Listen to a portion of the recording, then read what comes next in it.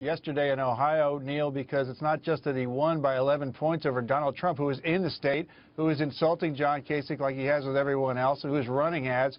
And Kasich still won by 11%, but it's how he won. He won amongst women. He won amongst men. He won a majority of people who said jobs and the economy are the most important thing. So we're going to move forward. I just want to dispel this notion that there's any sort of Pennsylvania ballot issue. John Kasich is going to be on the ballot in Pennsylvania. I think you'll get that taken care of. This comes up again, but I am getting back to the math. Yes. Excuse my nerdiness here. But you're not going to get it the conventional way it's going right now, even if you had all those 1,079 delegates remaining. So the hope is to hold Donald Trump back from getting the 1,237. But we mentioned a case, and Jeff Locke mentioned a case, that many get to a convention with a lead and don't go on to be the nominee. But usually those with a big lead, and by more than a few hundred delegates, they do go on.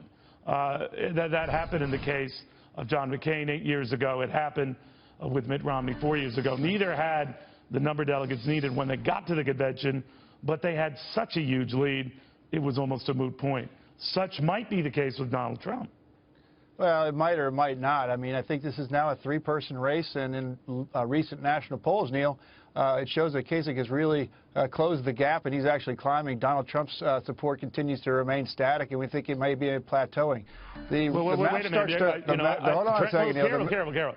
He widened his lead over everybody last night. In the delegates. It's a big win in Ohio. I take nothing away from you, Trent, or the governor. But his lead widened. It didn't narrow. It widened. No, I understand. You're talking about delegates. I'm talking about national polls in the states yet to come. And there's still 1,000 delegates, as you just mentioned, Neil, 1,079. And the national polls show that Kasich is closing the gap. It gets to be a three-person race.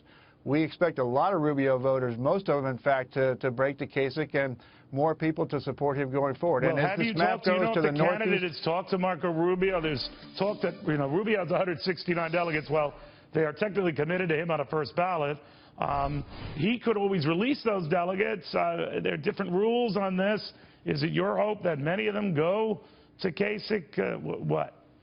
Well, our hope is that John Kasich continues to do well in the states yet to come. Those are states in the Northeast and the Midwest that favor him.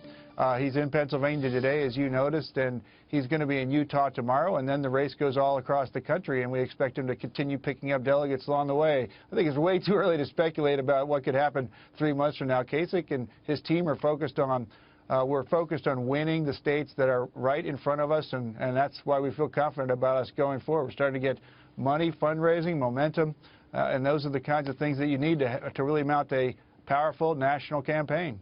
Let me ask you real quick. Donald Trump has said he's done with debates, so this Fox debate next week, he's not going there. Right. Is Governor Kasich?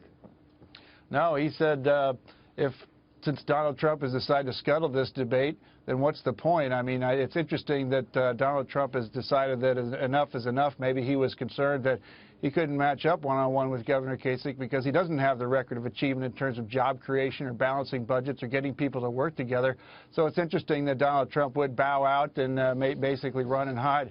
If he decides to change his mind, and as we've learned over the past few days, even he admits that there's 2 Donald Trumps, maybe more. If he changes his mind, Governor Kasich will be there happily. All right. Trent Duffy, thanks for taking the time. We appreciate it. You bet, Neil.